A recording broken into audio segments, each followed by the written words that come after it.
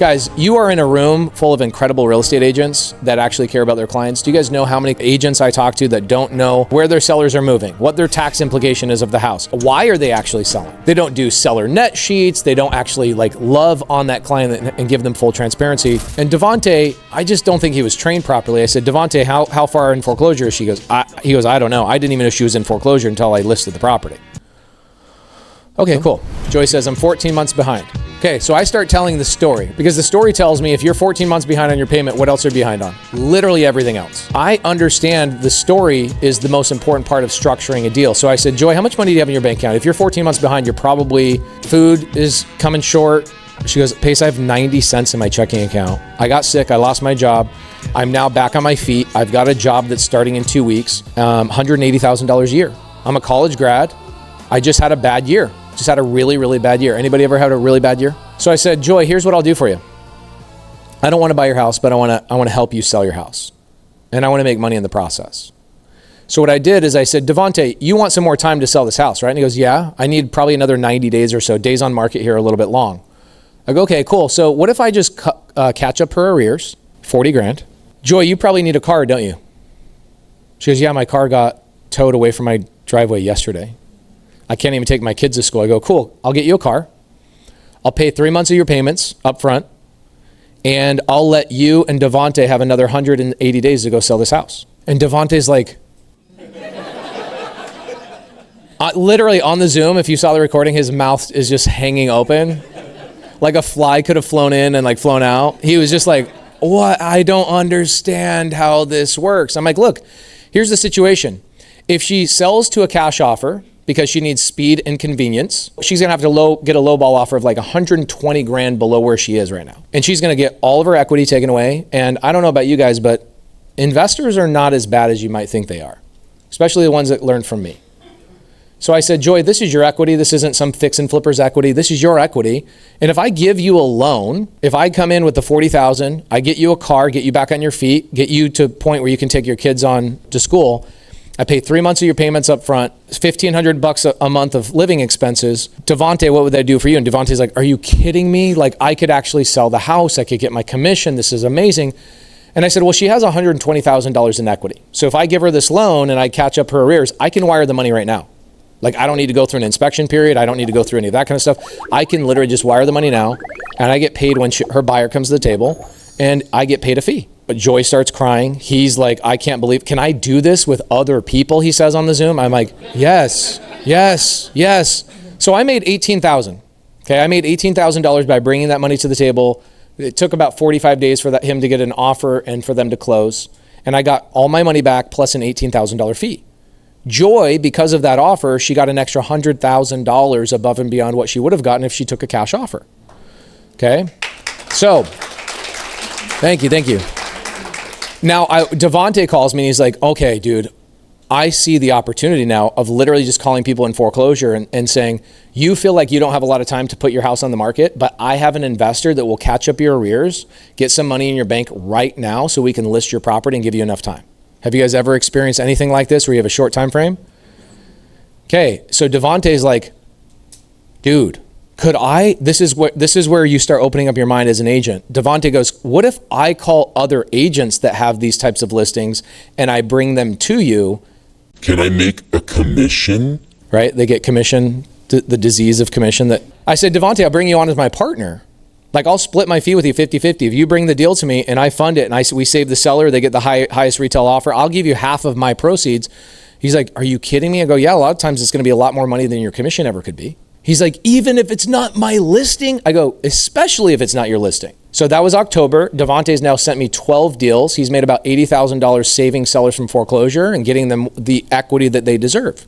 So is that a new way of doing some creative finance that you guys might not have even thought of? You thought I was gonna come in here and talk about sub-2 seller finance, lease options, wraps. Look, I could talk about sub-2 and seller finance till the cows come home, and you guys could watch that on YouTube. But some recent deals I'm doing, I think is probably what you guys would rather hear, right? So that type of deal is cool. Here's another type of deal. This is what I call the wedge method. And this is where agents are completely poisoned by your upbringing, your training, your broker, whoever it is.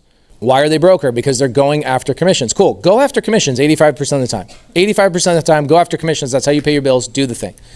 How do you get rich? How do you get wealthy? Here's how you do it. I've got a deal right now in Kermit, Texas. You guys don't even know where Kermit, Texas is. I think there's one person in the room. There we go. Your mom's from Kermit, Texas?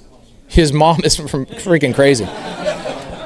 Okay, so you actually came up to me today and said, hey, Brandon told me he's doing a deal with you. Who told you that? Casey, yeah. Gregerson, right? Kermit, Texas, middle of nowhere, RV park. I have an agent that comes to me and goes, this seller's out of their mind. You told me in a seminar one time that if I brought you a deal where the seller wants way too much money to just bring it to you. Because my broker says, don't even waste your time on sellers that want too much money and are not going to listen to you. You're saying, hell no, that's the greatest lead on the planet for me. Because I understand seller finance. I understand that sellers are not greedy. Sellers are intelligent. They work their freaking guts out to buy that RV park and accumulate the wealth and get the appreciation, all of those things. Now they want to retire. And when they want to retire, guess what happens when they sell the property and they have a capital gain? So these sellers don't want to pay capital gains tax. So I go to them and I say, give me your sellers that want too much money.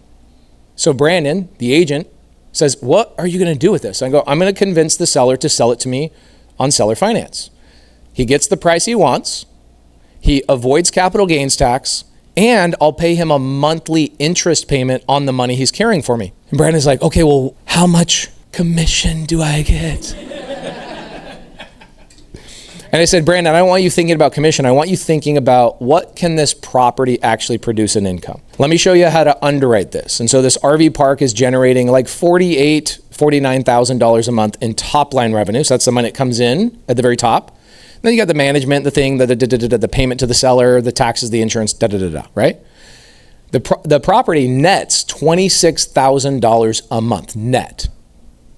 I'm in the deal, no money out of my pocket, no bank, no credit check. Brandon watches me structure this deal, and I said, Brandon, instead of thinking about the commission, why don't you just let me wedge you in as a 20% partner for bringing this deal to me? Do you want to go out and hustle for another listing every single month the rest of your life, or do you want to just get wedged into a deal like that? Okay, so I want you guys to write that down, wedge method. I'm going to be training a lot more about this on my YouTube for free, just showing you guys more of these wedge method deals I'm doing with agents, wedge method.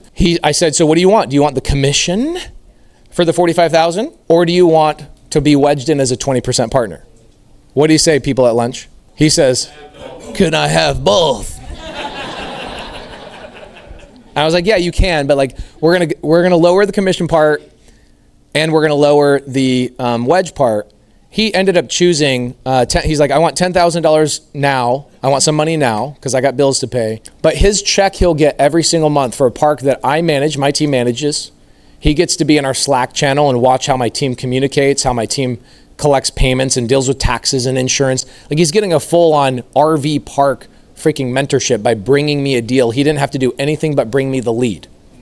I negotiated with the seller. I did the contract. I opened escrow. I structured everything.